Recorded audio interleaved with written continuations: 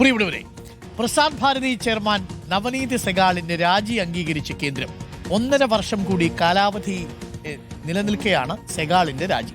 മുൻ രാജ്യസഭാ അധ്യക്ഷനായ രാജ്ദീപ് ധൻഖർ അധ്യക്ഷനായ സമിതിയാണ് സെഗാളിനെ നിയമിച്ചത്. ക്ഷമ സദാനന്ദനുണ്ട്. ക്ഷമ, ഈ സെഗാളിന്റെ രാജി അംഗീകരിച്ചിരിക്കുകയാണ്. ജഗദീപ് ധൻഖർ അധ്യക്ഷനായ സമിതിയാണ് ഇദ്ദേഹത്തെയും നിയമിച്ചത്. ജഗദീപ് ധൻഖർ പോയി, തൊട്ടു പിന്നാലെ ഇപ്പോൾ സെഗാളിന്റെ രാജിയും അംഗീകരിച്ചു അല്ലേ?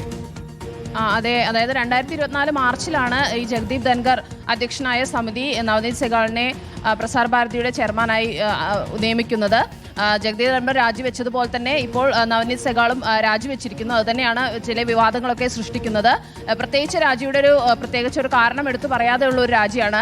2 ദിവസം മുൻപാണ് സർക്കാരിന് രാജിക്കത്ത് നൽകിയത്. ഇപ്പോൾ സർക്കാർ അത് അംഗീകരിക്കുകയും ചെയ്തിട്ടുണ്ട്. നേരത്തെ ഉത്തർപ്രദേശിലെ വിരമിച്ച IAS കേഡർ ഉദ്യോഗസ്ഥനാണ് നവനീത് സെഗാൾ എന്ന് പറയുന്നത്. അവിടെ മുഖ്യമന്ത്രിയുടെ സെക്രട്ടറിയായും അഡീഷണൽ ചീഫ് സെക്രട്ടറിയായൊക്കെ പ്രവർത്തിച്ച് പരിചയമുള്ള ഉദ്യോഗസ്ഥനാണ്.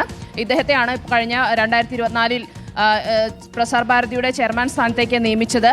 1.5 വർഷം കാലാവധി ഇനിയും ഉണ്ട്. അതായത് 3 വർഷം അല്ലെങ്കിൽ 70 വയസ്സ് വരെയാണ് പ്രസാർ ഭാരതിയുടെ ചെയർമാൻ സ്ഥാനത്തുള്ള കാലാവധി എന്ന് പറയുന്നത്. അദ്ദേഹത്തിന് ഇനിയും 1.5 വർഷം കൂടി കാലാവധി ബാക്കിയുണ്ട്. ആ കാലാവധി നിലനിൽക്കെ തന്നെയാണ് ഇപ്പോൾ പ്രത്യേകിച്ചൊരു കാരണം എടുത്തു പറയാതെയുള്ള ഒരു രാജി തന്നിട്ടുള്ളത്.